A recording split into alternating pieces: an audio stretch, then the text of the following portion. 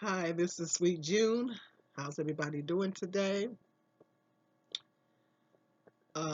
Doing pretty good. Just a little tired. Hope everybody's doing good. Hope everybody's having a blessed weekend. This is going to be a clarification video to clarify. I want to clarify some things. On my video where I'm talking about the Section 8 cuts, government cuts, one of them I listed like three things.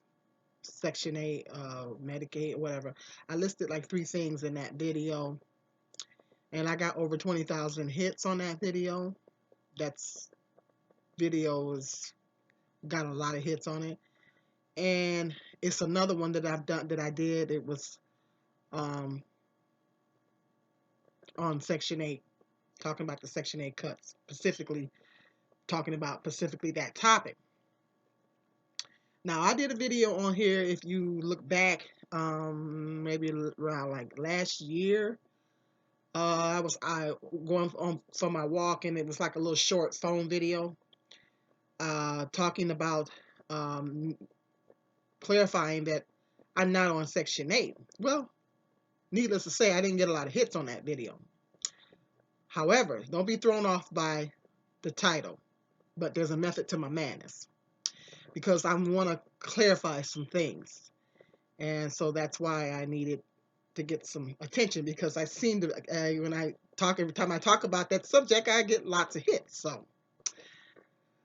Uh, so I need to clarify some things on here because apparently a lot of people did not watch that video where I clarified that because I don't have a lot of hits on it. So I don't even think it's over 100 views on that video. So people did not watch it. Um, Still got the one where the video where I'm talking about the Section 8 cuts specifically. Some guy came on there saying, you um, nobody's paying for you on the system and this and that and the other. Well, you go back and check that. I had to get him told. I had to get him all straightened out. However, this is what I'm going to talk about. As I have have stated several times in both of those videos, and I also did a whole video clarifying, but I'm going to repeat it again for I didn't said it 100 times on here. So I'm going to repeat it again, and I'm making it very clear this time. I am not on Section 8. Now I'm going to go through the story. I used to be. I'm going to explain to you that I used to be on Section 8, but I got off of it. Now I explained it in the other video, and like I said, nobody really watched it. Hardly, not too many people watched it. So I'm clarifying it in this video. And I'm making it very clear in this video. And after that, I'm going to explain to you why I talk about those topics. I'm going to make that very clear to people. First of all, let me explain to you. I used to be on Section 8 back in the 90s. I was on Section 8 when it was just me and my oldest son. I was on Section 8. Lived out in this apartment complex here in my city. One of the many apartment complexes in my city. That apartment complex no longer exists. It got tore down. Um, at the time, I really needed to get on it because I was very low income. I don't even think I was working at the time when I got on it. At the time, I really needed to be on it, and I did get on it. And when I started working, I was working at this Meijer store. Uh, then I left there and I started working at a county nursing home. When I started working at the county nursing home, I was making more money than when I was working at the Meijer store. Okay, I went through a process of I got pre-approved for a mortgage while I was working there. and I was going to buy this house. Well, that fell through, and I didn't get the opportunity to buy this house. I had moved. I started out in an apartment, and I don't even know why I'm even going into that story because I was already off of Section 8 by that time.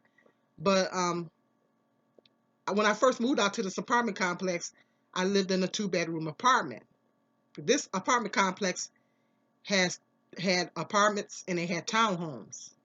I initially wanted the townhome, but the Section 8, it was just me and my oldest son. So Section 8 goes according to your family size. They only give you enough funding for your family size. If you have a family size of 2, they only allot you so much money. And if you got a family size of 3, they allot you so much money, so on and so forth. It was just me and my son, so they only allotted me a certain amount of money. So I only had enough money to cover the two-bedroom apartment. So I moved into the two-bedroom apartment, and got my Section 8 going. I left the Myers store, went to work at the county nursing home. When I worked at the county nursing home, I was making more money. Okay, so I couldn't get the house. Oh, okay. Yeah, that does apply. I got a mortgage to try to get a I try to remember trying to take my mind back to this time. I tried to get a pre-approved for this house that I was going to buy. Make a long story short, that didn't work out and I wasn't able to buy the house. I'm not going to really go into that. Maybe another time, but not it's not relevant to what I'm talking about right now. That didn't work out. I was really, really frustrated and really disappointed that I could not get this house because I was ready to get into a house. Really, really frustrated that I was not able to get into this house. I wanted to get out of the apartment. So I told my apartment manager that I wanted to go ahead and get a two-bedroom townhouse because I figured it's the next best thing to a house, which next best thing for me. Because I figure, I prayed about it and I figured maybe it wasn't God's timing. It wasn't time for me to have a house yet. Now I needed to be a little bit more patient. So, like I said, I told my apartment manager that I wanted to go ahead and move into a two-bedroom townhouse. She said, okay, you want to get on our subsidy because you can't be on Section 8 and get on their subsidy at the same time. In government terms, they call that double dipping. So I was making enough money at the time at the county nursing home to cover the additional like rent that I needed to pay to get on their subsidy. So I went down to the housing and told them I no longer needed the Section 8. At that particular time, my mindset was, they can give it to someone else that may need it worse than me. You know, that'll free up because when you get on Section 8, is a waiting list, and I had to wait like a year and a half. So it's a waiting list, and it's quite a process. You got to go down there. You got to now you can go online and get put on the list, but back then it wasn't they didn't have it set up like that. I had to go wait in line, get into to do the paperwork, get on the list, and then I had to wait a year and a half to actually get on it. So it's a process. So my thought was at the time when I gave it up was that'll free up some space for someone else to get on it that may need it worse than me. Okay. So I went on to proceeded to get the townhome. Now I got off the state. They dropped me from the Section 8, and I got onto that apartment because a lot of apartment complexes have what they call a subsidy, and they're kind of like income based, but it's based on a flat rate. This is it's not strictly based on your income, but they take whatever it is that you're making per year, and it is based on a flat rate. Your rent amount, the amount of rent that you pay, would be based on that flat rate, based on it with an income that you make. So that's what I did with the apartment complex. I got on their subsidy, okay, and I got into the townhome, okay. So I was no longer on Section 8. I got on their subsidy and I moved it because at that point in time I was making enough money to cover it. And so I moved into the townhome. At that particular time, when I first got on Section 8, I didn't know it was such a stigma. particularly for black women. I was young, so I didn't know there was even a stigma associated with being on Section 8. You know, didn't know there was such a thing. It wasn't no social media and all that kind of crap all that at the time. So I didn't know all that. So that's my story of how I got dropped to Section 8, you know, because I was in my apartment for like 4 years. Um, and so basically, literally, I was only on Section 8 for like 4 years. And so when I went to work at the county nursing home, you know, like I said, I tried to go for a mortgage to get this house. That didn't work out. I was very frustrated and upset about that. So I said, well, okay, I'll go ahead and I said I wanted the townhouse to begin with. So that'll make me feel a little better. I'll go ahead and get into the townhouse right now. That'll tie me over until I'm able to get a house. And I figured it wasn't God's timing, you know, and it wasn't. Because I went from the townhouse to this house that I'm in now, and so that's my basically my story of how I got off the Section 8. So I haven't been on Section 8. I've been in this house where I'm living now for 15 years, no, 16 years. Okay? So I went from the townhouse to this house. Okay? So I've been in this house like 15 years. And I've worked very hard to get this house. I've worked very hard to maintain this house and to keep this house. I worked very, very, very hard. Okay? I couldn't be in my house and not work. I worked very, very, very hard. I worked hard to go from Section 8 to the townhouse, from the townhouse to my house that I'm in now. I worked very hard. I've always been a hard worker. I've always worked very hard.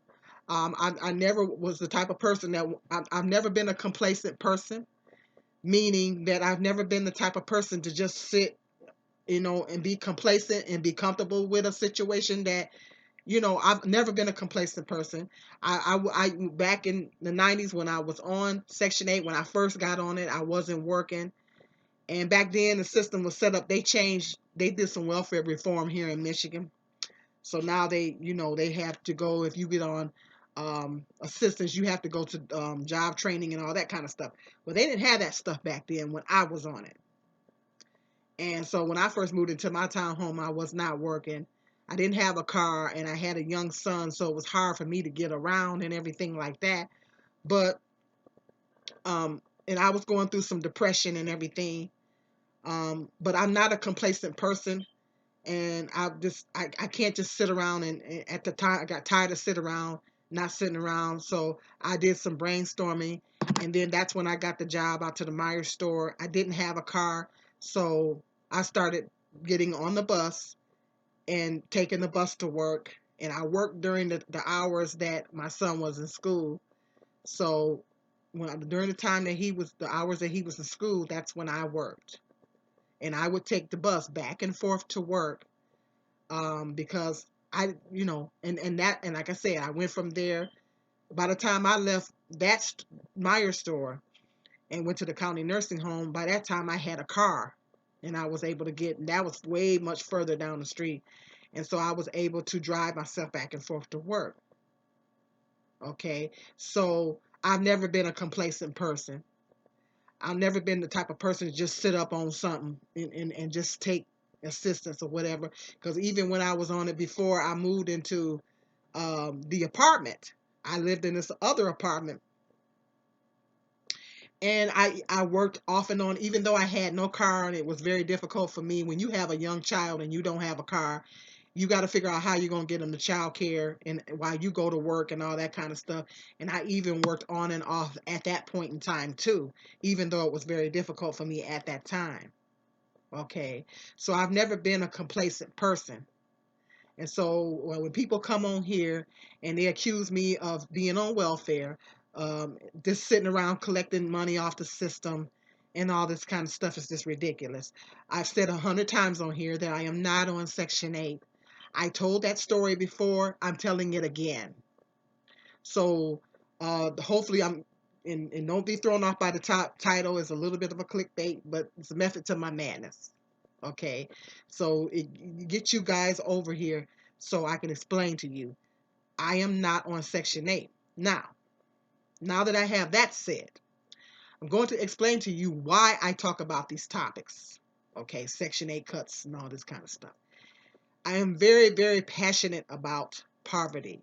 I spent many years living in poverty. I know a lot of people that live in poverty. The struggle is real out here. Um, and I'm very passionate about poverty. I'm very, very passionate about it. I'm very passionate about the solutions uh, um, for people to try to get out of it. I'm very passionate about the difficulties of the reasons uh, why people are in poverty, and I'm very passionate about the difficulties getting out of poverty, because it is, once you're in it, it's very difficult to get out of it. I went through all that. I'm very, very passionate about that topic, and that's why I talk about it here. That's why I do videos talking about cuts and everything like that. And statistically, the poorest people in this country are children. Poorest people in this country are children.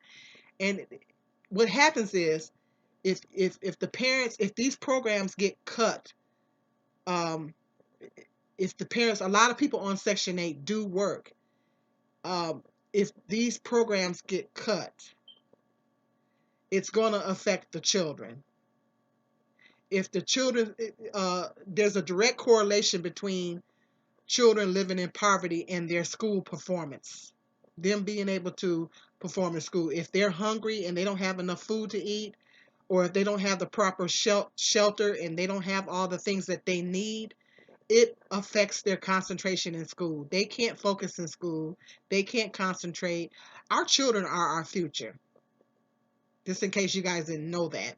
Our children are our future. So it's very important for us to do everything we can to provide for the children, to make sure that they have the things that they need, make sure they have the adequate food, make sure they have adequate housing. And, some people say, well, people need to quit having all these kids. Okay, well, that may be true. That may be correct. But you saying it is not going to send the kids back. The children are already here now. So you hollering that is not going to change anything. You hollering that and you saying that is not going to change nothing. The children are here now, and they need to be provided for. Wages are down, and everything, housing costs, even in the little, I live in a small city, and even the small city that I live in, housing costs are high. They're high. Okay, they're across the country. Housing costs are high. Food prices are going up, and wages are not going up. The wages are not matching the cost of living. That is the problem that we have in this country. We have a chronic homeless problem in this country. It's because the wages are not matching the cost of living. Prices steady skyrocketing and going up, and these landlords and stuff are greedy and all this kind of stuff like that. And it's because of greed why people are in poverty. And I care about the children. I'm very passionate about poverty. I care about the people that's living in poverty. I'm very passionate about that topic. And this is the reason why I discuss those things. It's the reason why I talk about it on my channel. Um, I, you know, Poverty, we got 53 million people, um, between 49 and 50 million people, or I don't know, somewhere in there, here in the United States, that are living in poverty. That is a shame for the richest country in the world. And even if some of you people don't care about people living in poverty, um, I care about it. I care. I don't just think about myself in this situation. I think about other people. As a lot of people I know that are struggling. Um, I care about it. You know, um, I'm passionate about that topic. I'm passionate about it, and I care about it. Even if you got some of you people, some of you guys out there don't care, I care. And see, the thing is, I'm getting ready to go into another tax bracket, to the point to I'm getting ready to be in another tax bracket. Now, if I had a choice of, if I can make a choice of where my tax dollars are allocated, I'd rather for those tax dollars to be allocated to helping struggling families, to help struggling families with housing and food and the things that they need. Okay? Rather than going to corporate welfare, government waste, and for people that's in Congress that just sit around 90% of the time and do nothing. And for people up there to go take trips and this subsidize their lifestyle, them taking trips to places and doing things that us average people can't do on a regular base. Okay, if I had a choice of where my tax dollars can be allocated, it would definitely, hands down, go to needy families. And I don't have absolutely no problem with my money going towards needy families. Are there people that defraud the system? Sure, but the percentages are very low. Stay tuned in my food stamp video I got coming up. I'm going to give you that stats. The percentages are not as high as you think there is. The fraud is very, very low. Okay. So if some of you people don't have a problem with funding corporate welfare, government waste, or whatever the government decides it wants to waste its money on, you you guys want to subsidize that and fund that, you don't have a problem with funding that. Well, I do have a problem with funding that because they're already rich. I want my tax dollars to be allocated to help poor working families, okay, struggling families. That's where I want my tax dollars to be allocated, okay. Hello, how you doing? Okay, so they these people that come on here and say, they complain about my tax dollars going to, because the poor people are the most stereotyped people in this country. And don't be poor and black, and don't be poor and a black woman. Boy, you gonna get it 1,000 times more. Okay, poor people living in poverty are perceived as lazy. As I've stated in many of my other videos, people that are poor are the hardest working people in this country. You go into your gas stations, your stores, your hotels, uh, taking care of your children, taking care of your elderly, all those different fields there. The people are underpaid, and they probably have some type of a governmental assistance coming in. 9 times out of 10, those are low-paying fields. I know because I didn't work all of them. They're low-paying fields. Okay, so, and they are some of the hardest working people in America. Okay, very hard working people. The people making a whole lot of money don't work that hard. They sit behind a desk. In most cases, except for the exception of certain fields. Okay, so people in poverty are some of the hardest working people in this country. So this perception that they're lazy, I spent many years in poverty myself, working poor, but I worked very, very, very hard. Many times working 2 jobs. I worked and went to school for many, many, many, many years while I was raising my 2 sons. I did it for years. And that's because at that particular time, my goal was to become self-sufficient, was to become financially stable, to make myself more marketable so I can get financially stable, so I can be self-sufficient. That was my goal. That was my determination to do what I was doing. Blood, sweat, and tears. So for people to come on here and say, You're just sitting on the system simply because I'm talking about Section 8 cuts. It's ignorant. It's ignorant and it's ridiculous. You're just sitting on the system. Know nothing, absolutely nothing about me. Has not looked at my other videos where I clarified that I'm not on Section 8. But I'm very, very passionate about those subjects. That's why I talk about them. Because I've been through it. I know a lot of people personally that are going through it. You know, I have a friend, and he's like a family member in Los Angeles that is on Section 8. Housing costs are very high in Los Angeles. Without Section 8, he would have a very difficult time being able to keep a roof over his head. Because housing costs in Los Angeles, New York and Los Angeles have the two highest housing markets in the country. Housing costs are very expensive there. And it's going up all over the country. Even in this city where I live here in Michigan, it's higher. I've lived here all my life, and it's higher than what it used to be. Okay.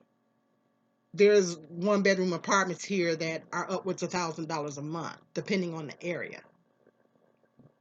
Okay, that's here in the city I live in. One-bedroom apartment. Yes, depending on the area. Okay, so housing costs are going up all over the country.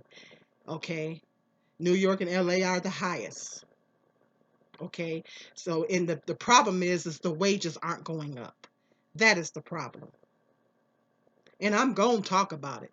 But just because I talk about these things does not mean that I'm on the receiving end of these things.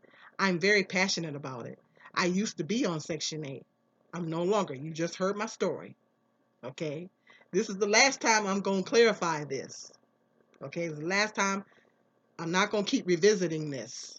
This is the last time I'm going. I've explained it to you guys before in my other video. It didn't get a lot of hits. Hopefully, like I said, don't be thrown off at the title, but I want to clarify that. I am not on Section 8. I done said it over 100 times. I am not on it. Okay? I used to be, but I got off of it. But it's so many people that need it. It's so many people that need that program because of housing costs. If they cut that program, it's going to be more homeless people on the street. And we already have a homeless epidemic in this country.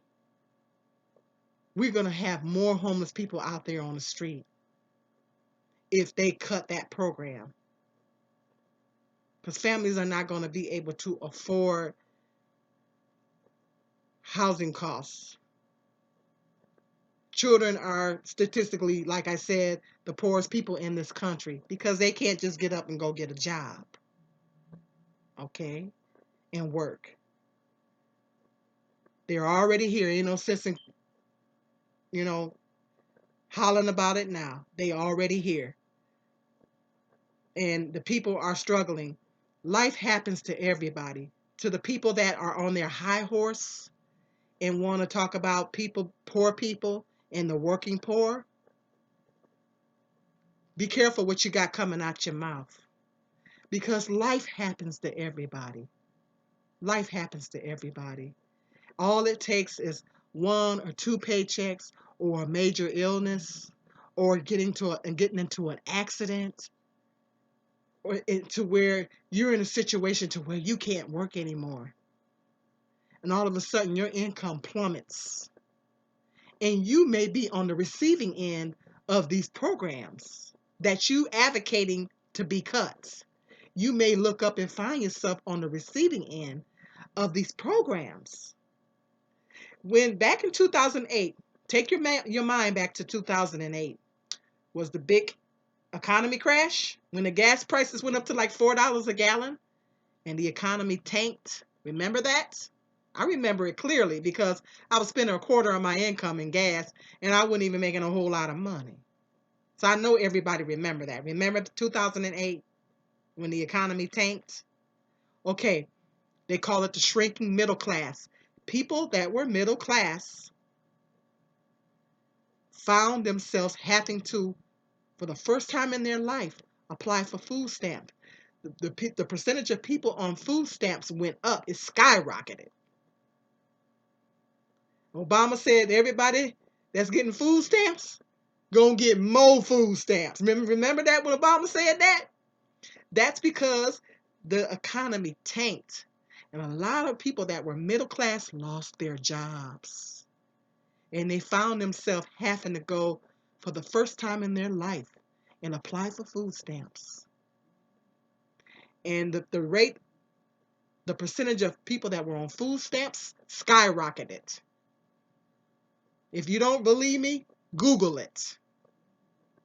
These people, that middle class people that wasn't on any type of assistance and probably had never been on it, for the first time in their life, found themselves having to apply for it. See, we never know what's going to happen, particularly when you're working for somebody else. Particularly when you're working for somebody else, even if you're working for yourself, you never know what's going to happen. Life happens to everybody.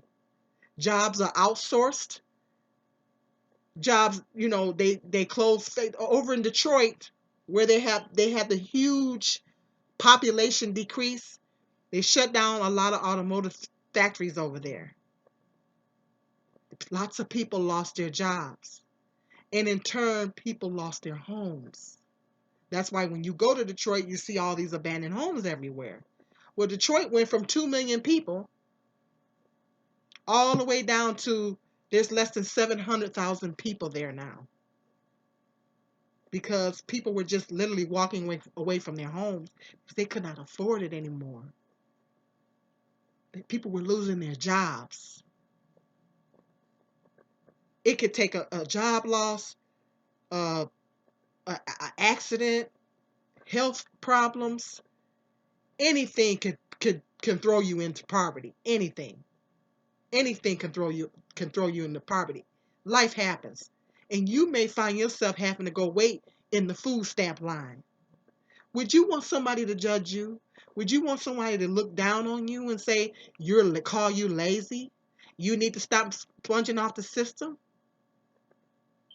Would you want someone to make all those blanket statements to you? And here you done worked hard all your life, been a taxpayer all your life, you did all the right things, and all of a sudden you find yourself in a situation where you need help. Because that's why a lot of people get on these programs. Because they find they've had a job loss. They've had a major illness. They got into some type of accident where they was deemed automatically disabled and they couldn't work. They got laid off. And they couldn't work anymore. Or their income dropped drastically. And they had to go ask for the assistance.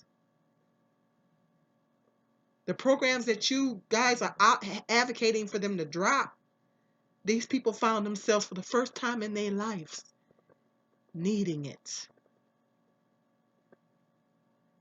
So I petition people to get off your high horse. Humble yourselves, because you never know what's going to happen to you.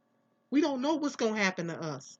Just like when I worked at the daycare, I had no idea that my body was going to start breaking down on me. I didn't know that my body was going to start breaking down on me. And when I left that job, even though I wanted to leave and I was ready to leave, I did take a job cut. And I had to cut my hours because I had to get my body back I had to lose weight and make some changes, lifestyle changes, to get my body back to a place to where I could go back to work full time. Because going off on disability was not an option for me. Okay? So in the meantime, I had to have my son help me with the bills and things like that. Okay? Because I had to get my body back. Because I was in a place where I could hardly walk. It was getting that bad. And I couldn't stand on my feet long periods of time or anything like that. So I had to do home care. I had to get into a job where it was slow, very slow pace.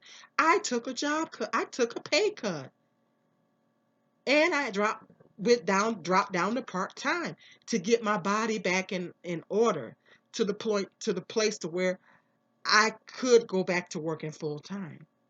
Now, by the grace of God, I'm back to working full time again. Okay. But right when I first left the daycare, I might have not have been able to do this job just yet. Okay? So we don't never know what's going to happen to us.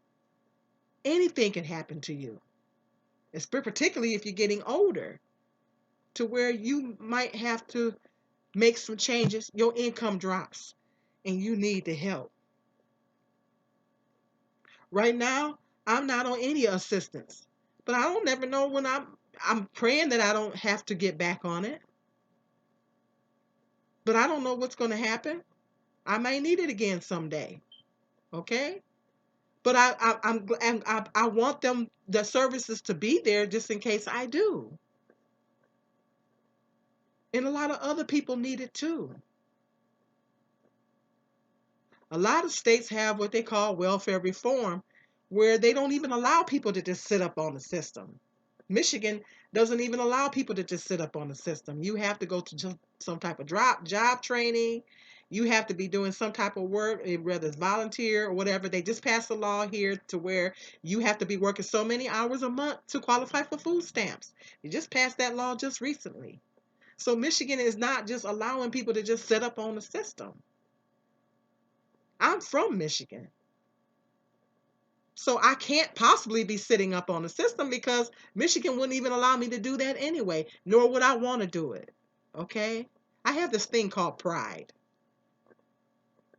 So I just want to clear that up because I'm getting tired of people coming on those videos assuming that I'm lazy, I don't work, I'm sitting on Section 8, I'm sitting on welfare, and I don't have any of those things.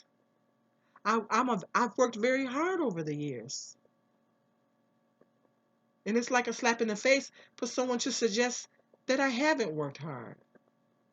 And it's because I'm a black woman, and we all know that they love to stereotype black women.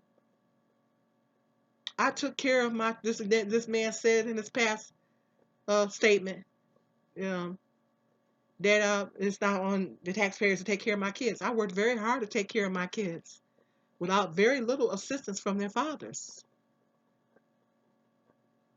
Very hard to take care of my kids and to buy a home. The house that we in now, I did that by the grace of God. I did that. I got us in this house. Didn't no man help me get in this house. Okay? Everything that's in it, I worked hard to get it. Very hard to get it. I worked very hard to get everything that I have. Nothing that I have has came to me easy. I worked very hard to get it. And I'm still working hard. So I don't appreciate the assumption that I don't work hard, that I've never worked hard, and I'm just laying up on the system. I can't just lay up anywhere because I'm not a complacent person. Because even if I'm aching and paining, I'm going to try to get up out the bed and do something. Okay? So I just wanted to clear that up once again because a lot of people didn't see that last video that I did. Okay? So don't be thrown off at the title. I just want to clarify that for people because I'm tired of people running their mouth about it. Just because I'm talking about this topic. There's so many other people on here that be talking about the same topic, and that doesn't mean they're on the system. It's ignorant to assume that. It's ignorant to assume, and you know what they say about people that assume.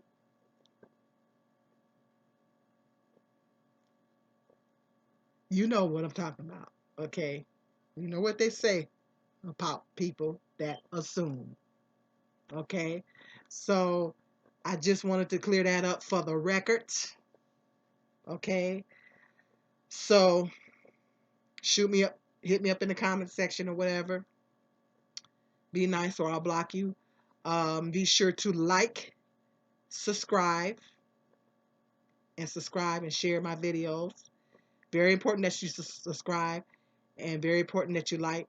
I want you to hit that attention to my subscribers. I want you to hit that notification bell. So every time I do a video, it'll pop up on your phone or whatever. And watch my video, because my subscribes, my views are not matching up to the number of subscribers I have as far as my views. So I need you guys to help me get my views up, and I need you guys to subscribe. You're newcomers to the channel, subscribe. Now, stay tuned. With that being said, stay tuned. I have some more interesting video topics coming up. Peace and love. Sweet June.